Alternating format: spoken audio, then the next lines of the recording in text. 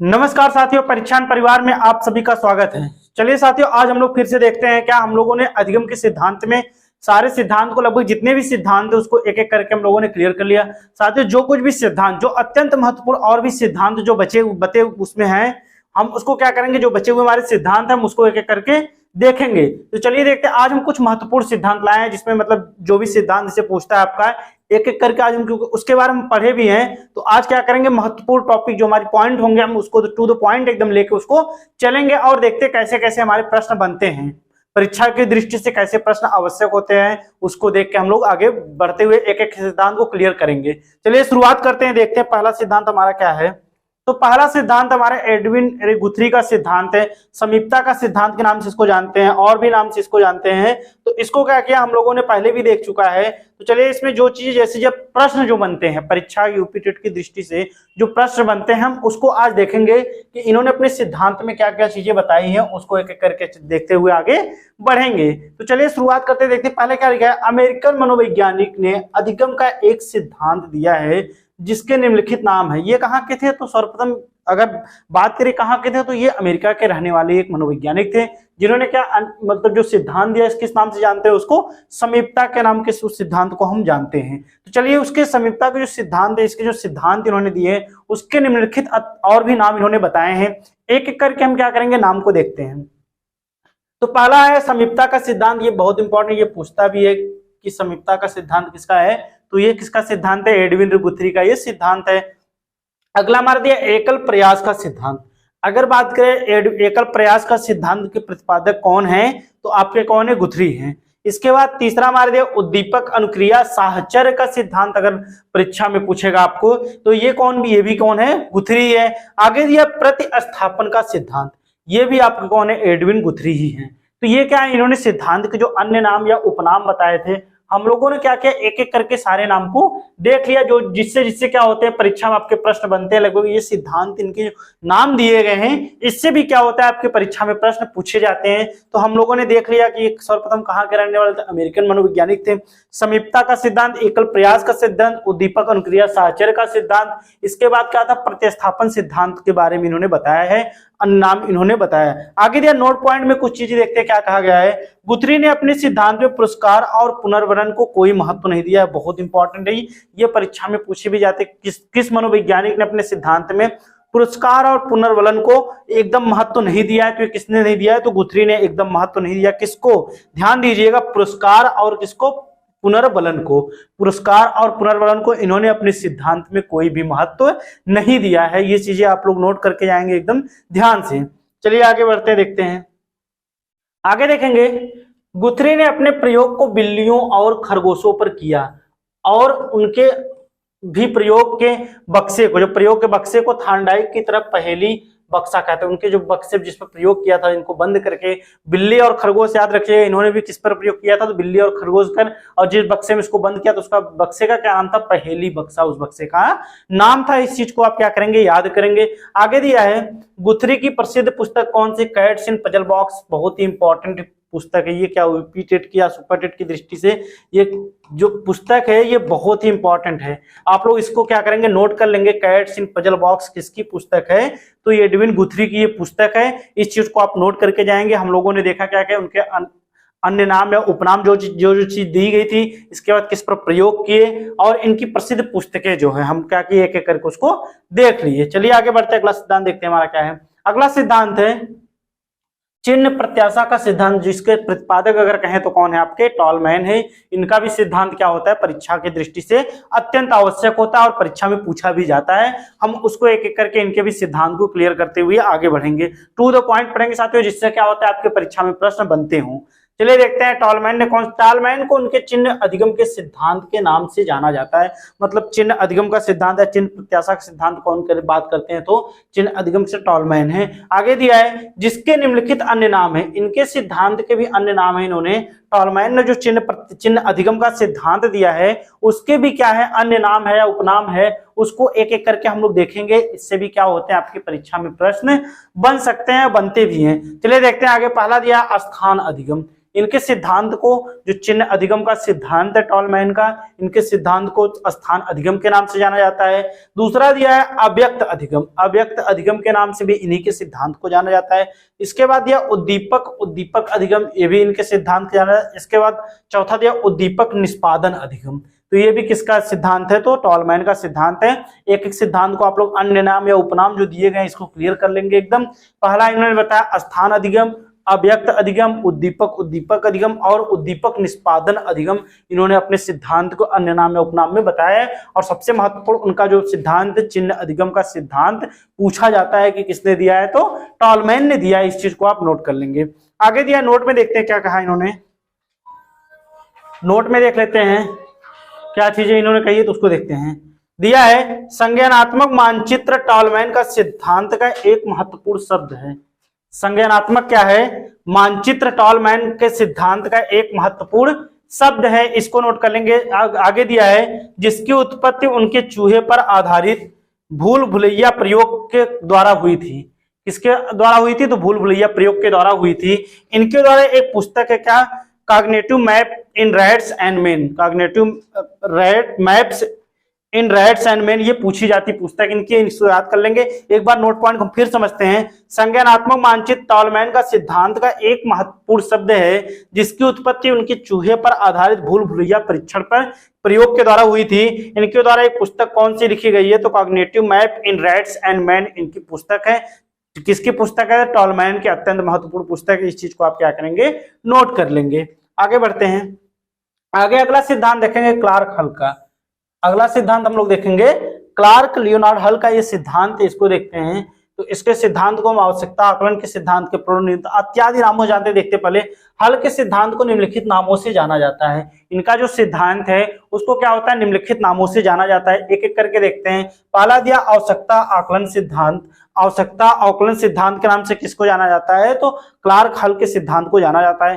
दूसरा दिया है प्ररोध न्यूनता का सिद्धांत। इनके सिद्धांत को और भी नाम से किस नाम से जाना जाता है, प्ररोध न्यूनता के सिद्धांत के नाम से जानता है। तीसरा दिया है संपोषक का सिद्धांत। इस सिद्धांत को और किस नाम से जानते हैं, तो संपोषक के सिद्धांत के नाम से जानते हैं। इसके बाद हमारा दिया अगला प्ररोध सिद्धांतरण के नाम से जानते हैं। फिर दिया हमारा पांचवा पुनर्वलन का सिद्धांत। पांचवा क्या दिया है, पुनर्वलन का सिद्धांत। ये पूछा जाता है पुनर्वलन का सिद्धांत के प्रवर्तक कौन है, तो क्लार्क लियोनार्ड हल है। इसको याद कर लीजिएगा। इस सिद्धांत के अन्य नाम या उपनाम दिए गए हैं। पहला आवश्यकता आकलन, प्ररोध न्यूनता का सिद्धांत, संपोषक का सिद्धांत, प्ररोध सिद्धांतरण दिया है। फिर पुनर्वलन का सिद्धांत। ये क्या होते हैं, इनके अन्य नाम या उपनाम इनके सिद्धांत के हैं। इस चीज को आप क्या करेंगे, नोट करते हुए जाएंगे।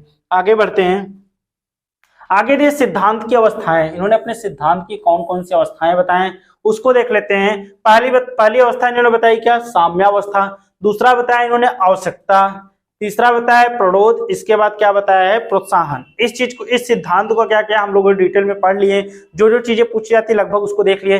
फिर आज भी हम इसको क्या करें, मुख्य पॉइंट टू द पॉइंट, जो चीजें प्रश्न पूछ सकते हैं हम उसको लेके आए सिद्धांत में। तो साम्यावस्था इन्होंने बताया, आवश्यकता बताया, प्ररोध बताया, इसके बाद प्रोत्साहन। इन्होंने अपने सिद्धांत में जो अवस्थाएं बताई हैं उसमें एक एक करके हम लोगों ने देखा है। चलिए आगे देखते हैं उनके सिद्धांत में कुछ प्रमुख बिंदु थे, उसको देख लेते हैं। तो पहला इन्होंने क्या बताया है, हल ने अपने सिद्धांत के लिए 133 प्रमेयों और 17 स्वयं सिद्धों का प्रयोग किया। इस चीज को आप ध्यान रखेंगे। हल ने जो सिद्धांत अपने प्रयोग में, सिद्धांत में क्या 133 प्रमेय और 17 स्वयं के सिद्धों के क्या किया था, स्वयं सिद्धों पर प्रयोग किया। अगला दिया है स्किनर ने हल के सिद्धांत को अधिगम का सर्वश्रेष्ठ सिद्धांत बताया है। किसने बताया है, तो स्किनर ने हल के सिद्धांत को क्या किया था, अधिगम का सर्वश्रेष्ठ सिद्धांत बताया। किसने, स्किनर ने। आगे देखते हैं। हल ने एसओआर सूत्र की रचना किसने की थी, अगर बात करें तो किसने की है, एसओआर सूत्र की रचना तो हल ने की है। ठीक है, एसओआर। आगे दिया पुस्तक इनकी देख लेते हैं, कौन सी पुस्तक इंपॉर्टेंट है उसको देख लेते हैं। तो दिया द प्रिंसिपल ऑफ बिहेवियर। इनकी पुस्तक कौन सी हल की इंपॉर्टेंट है, बहुत ही अत्यंत इंपॉर्टेंट है। The principle of behaviour, the essentials of behaviour. दोनों पुस्तकें बहुत ही परीक्षा की दृष्टि से इंपॉर्टेंट है, क्योंकि यूपीटेट में क्या होती है, पुस्तकें भी साथियों पूछी जाती हैं। पूरा पुस्तकें, एक बार पूरी पुस्तकों के बारे में आपको जानकारी और जो उनके लेखक है, राइटर, उसको बताया जाएगा। इसके बाद आप इस चीज को नोट कर लेंगे कि द प्रिंसिपल ऑफ बिहेवियर और द एसेंशियल ऑफ बिहेवियर पुस्तक के लेखक कौन है, तो ये कौन है, हल आपके इसके लेखक हैं। ठीक है, इस चीज को आप नोट कर लेंगे, बहुत इंपॉर्टेंट। हल ने एसओआर सूत्र, एसओआर थ्योरी अगर बात करेगा तो किसने दी है, तो हल ने दिया है। चलिए आगे बढ़ते हैं। आगे देखें अगला सिद्धांत, कर्ट लेविन का क्षेत्र का सिद्धांत। कर्ट लेविन या कूर्ट लेविन को क्षेत्र का सिद्धांत, इनको देखते हैं क्या क्या चीजें दी है। तो सिद्धांत के नाम पहले देखते हैं, अन्य नाम या उपनाम क्या क्या है। तो पहला दिया है तलरूप सिद्धांत। इसको किस नाम से जानते हैं, क्षेत्र के सिद्धांत को तलरूप सिद्धांत या फिर आकृति आधारित सिद्धांत के नाम से इसको जाना जाता है। अगर बात करें कर्ट लेविन के क्षेत्र के सिद्धांत को और किस नाम, अन्य नाम से जाना जाता है, तो हम क्या करेंगे, उसको तलरूपता या तलरूप का सिद्धांत इसको कहते हैं। फिर क्या नाम से जानते हैं, आकृति आधारित सिद्धांत के नाम से इसको जानते हैं। आगे दिया है, लेविन ने अधिगम को व्यक्ति और वातावरण की अंतःक्रिया का परिणाम बताया है। इस चीज को याद कर लेंगे कि लेविन ने अधिगम को क्या बताया, अधिगम को व्यक्ति और वातावरण की अंतःक्रिया का परिणाम बताया है। इस चीज को आप एकदम नोट कर लेंगे। आगे दिया है, अर्थात अधिगम बराबर व्यक्ति गुणे वातावरण होता है। अर्थात अधिगम बराबर क्या होता है, व्यक्ति गुणे वातावरण। इस चीज को आप क्या करेंगे, एकदम नोट कर लेंगे, व्यक्ति गुणे वातावरण होता है अधिगम, क्योंकि मुख्य इन्होंने क्या बताया अपने सिद्धांत में, व्यक्ति और वातावरण के अंतःक्रिया को इन्होंने महत्वपूर्ण बताया है। आगे चलते हैं, देखते हैं। आगे देखेंगे, लेविन के सिद्धांत में निम्नलिखित शब्द बहुत महत्वपूर्ण है। कौन कौन से शब्द महत्वपूर्ण है उसको देखते हैं कि कौन कौन से शब्द सबसे महत्वपूर्ण होते हैं इनके सिद्धांत में, कर्ट लेविन के सिद्धांत में पूछे जाते हैं। तो पहला दिया कर्षण क्या होता है, वह सकारात्मक या नकारात्मक शक्ति जिससे कार्य का होना या न होना निश्चित होता है, उसे हम क्या कहते हैं, कर्षण के नाम से जानते हैं। इन्होंने अपने सिद्धांत में ये शब्द जो शब्द प्रयोग किए हैं, और ये शब्द क्या होते हैं, परीक्षा में पूछे भी जाते हैं। तो इस एक शब्द को क्या करेंगे आप लोग, एकदम नोट कर लेंगे, उसको समझ लेंगे। तो कर्षण क्या कहा है, वह सकारात्मक या नकारात्मक शक्ति जिससे किसी कार्य का होना या न होना निश्चित होता है, वही हमारा क्या कहलाता है, कर्षण कहलाता है। दूसरा इन्होंने बताया सदिश। सदिश क्या होता है, लक्ष्य की दिशा में प्रयास। लक्ष्य की दिशा में प्रयास करना हमारा क्या कहलाता है, सदिश इन्होंने बताया है। तीसरा बताया इन्होंने बाधाएं, लक्ष्य में आने वाली रुकावटें। जो हम लक्ष्य अगर कोई चीज प्राप्त कर रहा है बच्चा, उसमें जो रुकावटें आती हैं वही हमारी क्या कहलाती है, बाधाएं कहलाती हैं। इसके बाद गतिक बाधा, इन्होंने क्या कहा है, बाधा दूर करके लक्ष्य की ओर चलना। गतिक का मतलब एक होता है गति प्रदान करना, अर्थात चलना, आगे की तरफ बढ़ना। तो गतिक के उन्होंने क्या बताया है कि बाधा दूर करके लक्ष्य की ओर चलना। बाधा दूर करके लक्ष्य की ओर चलना हमारा क्या कहलाएगा, इन्होंने बताया है गतिक बताया है। आगे बताया है जीवन क्षेत्र, लाइफ स्पेस के बारे में क्या कहा इन्होंने, मनुष्य के पहुंच के अंदर का क्षेत्र। मनुष्य के पहुंच के अंदर का क्षेत्र इन्होंने क्या बताया है, जीवन क्षेत्र या लाइफ स्पेस। आगे दिया है विदेशी सामान, एक वर्ड यूज किया इन्होंने, इसमें क्या है, मनुष्य के पहुंच के बाहर का क्षेत्र। अंदर के क्षेत्र को क्या मतलब, लाइफ स्पेस जो हमारी बात की जीवन क्षेत्र बताया है, और विदेशी सामान एक जिक्र किया वर्ड इन्होंने क्या बताया, मनुष्य के पहुंच के बाहर के क्षेत्र को इन्होंने बताया। तो ये कुछ जो कर्ट लेविन के कुछ उनके सिद्धांत जो दिए गए हैं, उसके जो क्षेत्र का सिद्धांत, उसमें कुछ शब्द जो महत्वपूर्ण हैं, एक एक करके उन शब्दों के बारे में पूछता है, ये शब्द किसके द्वारा दिए गए हैं। तो आप इसको क्या करेंगे, एक एक को पॉइंट को नोट कर लेंगे। चलिए आगे बढ़ते हैं, अगला सिद्धांत देखते हैं। अगला सिद्धांत देखेंगे अल्बर्ट बंडूरा का सामाजिक अधिगम का सिद्धांत। क्योंकि साथियों आज क्या करें, सभी जितने भी सिद्धांत है परीक्षा की दृष्टि से हम लोगों ने उसको पहले ही देख लिया, और अत्यंत महत्वपूर्ण सिद्धांत जो बचे हुए हैं हम उसको भी देख रहे हैं। तो अल्बर्ट बंडूरा का सिद्धांत बहुत ही प्रचलित सिद्धांत है अधिगम में, इसको देख लेते चलिए। तो ये सर्वप्रथम कहाँ के रहने वाले थे, कनाडा। कनाडा के मूल निवासी अल्बर्ट बंडूरा को अधिगम के सामाजिक सिद्धांत के लिए जानते हैं, जिसके निम्नलिखित नाम है। तो इन्होंने कौन सा सामाजिक अधिगम के सिद्धांत की बात किसने कही है, तो अल्बर्ट बंडूरा ने कही है। इस चीज को क्या करेंगे आप लोग नोट कर लेंगे। आगे देखते हैं इनके सिद्धांत के उपनाम या अन्य नाम जो चीजें हैं, एक एक करके देखते हैं। तो इन्होंने बताया सामाजिक अधिगम बताया है, फिर अपने सिद्धांत को क्या नाम दिया, अप्रत्यक्ष अधिगम के सिद्धांत के किसके नाम जानते हैं, तो अल्बर्ट बंडूरा। फिर दिया है प्रेक्षणात्मक अधिगम के नाम से इनके सिद्धांत को जाना जाता है। आदर्श आधारित या प्रतिरूपित अधिगम के नाम से जाना जाता है। फिर क्या है, लास्ट का है अनुकरण अधिगम। इतने नाम से इनके सिद्धांत को जाना जाता है, आप लोग एक एक करके नोट कर लेंगे। पहला दिया है सामाजिक अधिगम का सिद्धांत, अप्रत्यक्ष अधिगम का सिद्धांत, प्रेक्षणात्मक अधिगम का सिद्धांत, आदर्श आधारित या प्रतिरूपित अधिगम का सिद्धांत, और लास्ट हमारा क्या है, अनुकरण का सिद्धांत या अनुकरण अधिगम का सिद्धांत। इन्होंने इतनी बातें इन्होंने अपने सिद्धांत में उपनाम या अन्य नाम इन्होंने अपने सिद्धांत में क्या बताई है सामाजिक अधिगम के सिद्धांत में। तो अल्बर्ट बंडूरा कनाडा के निवासी थे। ठीक है, इस चीज को आप क्या करेंगे, नोट कर लेंगे, और अपने सिद्धांत में ये चीजें बताई हैं। आगे बढ़ते हैं, आगे दिया है बंडूरा ने अपने सिद्धांत के लिए अपना प्रसिद्ध प्रयोग जो किया था वो किस पर किया था, तो बेबो नामक गुड़िया पर किया था। इस चीज को आप लोग नोट कर लेंगे। इन्होंने जो प्रसिद्ध पुस्तक जो प्रयोग किया था इन्होंने, वो किस पर प्रयोग किया था, तो बेबो नामक एक गुड़िया जो थी उस पर इन्होंने अपना प्रयोग किया था। आगे दिया है बंडूरा ने अधिगम के 4 चरण बताए हैं।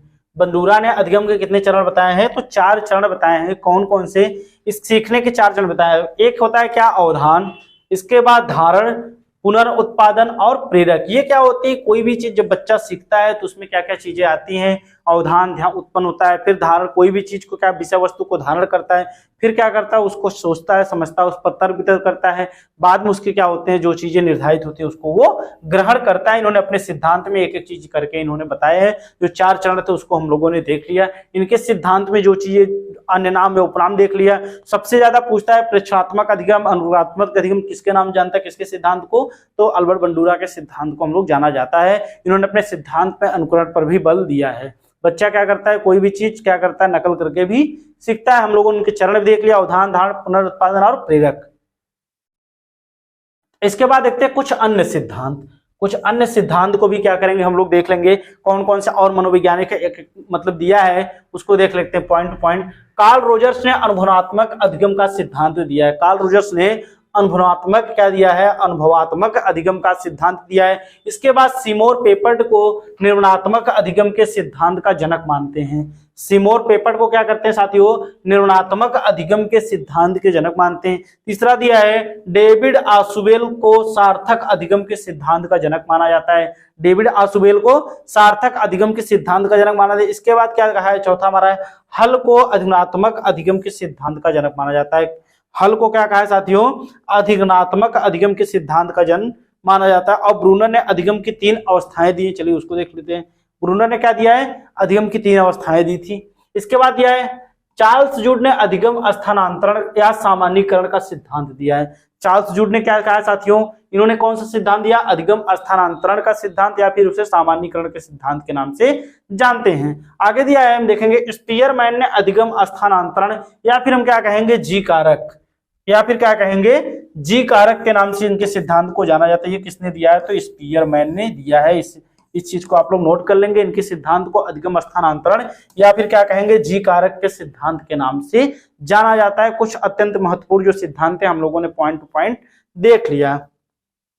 तो चलिए साथियों, आज हम लोगों ने जो महत्वपूर्ण चीजें दी गई थी, जिसे सिद्धांत हम लोगों ने सर्वप्रथम पूरा एक एक करके अधिगम में जितने भी सिद्धांत लगभग पूछे जाते हैं यूपी टेट की दृष्टि से, सुपर टेट, हम लोगों ने सारा एक एक करके देख लिया। इसके बाद जो कुछ और भी सिद्धांत जो बचे हुए थे, आज हम लोगों ने सारा सिद्धांत एक एक करके देख लिया। इसके बाद महत्वपूर्ण जो पॉइंट दिए गए थे और भी सिद्धांत जो पूछे जाते हैं परीक्षा की दृष्टि से, जिनके नाम पूछे जाते हैं किसने दिया, उसको भी हम लोगों ने देख लिया। तो आप हमारे चैनल को अगर सब्सक्राइब नहीं किए तो सबसे ज्यादा सपोर्ट आवर चैनल साथियों, एकदम सब्सक्राइब हमारे चैनल को सपोर्ट कीजिए और लाइक कीजिए, कमेंट कीजिए और हमारे चैनल को सब्सक्राइब करना बिल्कुल ना भूलें। और वीडियो को ज्यादा से ज्यादा आप क्या करें, शेयर करें। तो साथियों, आपको कोई भी डाउट तो आप कमेंट सेक्शन में पूछ सकते हैं। हमारा साथ देने के लिए आप सभी का बहुत बहुत धन्यवाद।